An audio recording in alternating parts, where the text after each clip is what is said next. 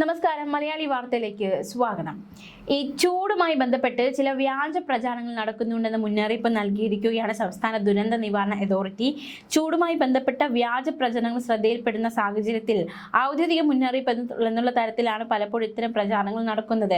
ഇത്തരം വ്യാജ പ്രചാരണങ്ങളും ദുരന്ത നിവാരണ നിയമം 2025 സെക്ഷൻ 54 അനുസരിച്ച് ശിക്ഷാർഹമാണ് എന്ന് വ്യക്തമാക്കിയിരിക്കുകയാണ്. ഏപ്രിൽ 29 മുതൽ മെയ് 12 വരെ താപനില 45 ഡിഗ്രി മുതൽ 55 ഡിഗ്രി വരെ ഉയരുമെന്നും തുറസായ സ്ഥലങ്ങളിൽ നിൽക്കരുതെന്നും ചൂട് മൂലം മൊബൈൽ ഫോണുകൾ പൊട്ടിത്തെറിക്കാം, കാറുകളിൽ ഇന്ധന ടാങ്കുകൾ മുഴുവനായി നിറയ്ക്കരുത് തുടങ്ങിയ നിർദ്ദേശങ്ങൾ അടങ്ങിയ വാട്സാപ്പ് പ്രചാരണമാണ് പ്രചരിക്കുന്നത്. സിവിൽ ഡിഫൻസ് വകുപ്പ് എന്ന പേരിലാണ് സന്ദേശം പ്രചരിക്കുന്നത്. കേരളത്തിൽ സിവിൽ ഡിഫൻസ് എന്ന വകുപ്പ് ഇല്ല.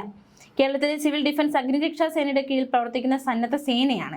ഔദ്യോഗിക അറിയിപ്പുകൾക്കും മുന്നറിയിപ്പുകൾക്കും സംസ്ഥാന ദുരന്ത നിവാരണ അതോറിറ്റിയുടെ ഔദ്യോഗിക പേജുകളുണ്ട്, വെബ്സൈറ്റ് ഉണ്ട്, ഫേസ്ബുക്ക് പേജ് ഉണ്ട്.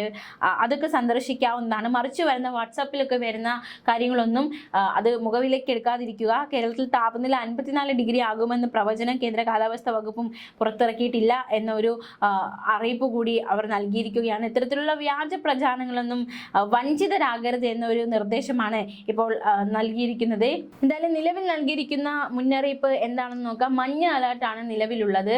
അതായത് ചൂടുമായി താപനിലയുമായി ബന്ധപ്പെട്ട് മഞ്ഞ അലേർട്ടാണുള്ളത്. കേരളത്തിൽ ഇന്നും നാളെയും മറ്റന്നാളും വരെ പാലക്കാട് ജില്ലയിൽ ഉയർന്ന താപനില 40 ഡിഗ്രി സെൽഷ്യസ് വരെയും, കൊല്ലം ജില്ലയിൽ ഉയർന്ന താപനില 39 ഡിഗ്രി സെൽഷ്യസ് വരെയും, പത്തനംതിട്ട, ആലപ്പുഴ, കോട്ടയം, എറണാകുളം, തൃശൂർ, കോഴിക്കോട്, കണ്ണൂർ, കാസർഗോഡ് ജില്ലകളിൽ ഉയർന്ന താപനില 37 ഡിഗ്രി സെൽഷ്യസ് വരെയും, തിരുവനന്തപുരം, മലപ്പുറം ജില്ലകളിൽ ഉയർന്ന താപനില 36 ഡിഗ്രി സെൽഷ്യസ് വരെയും ഉയരാൻ സാധ്യതയുണ്ട്.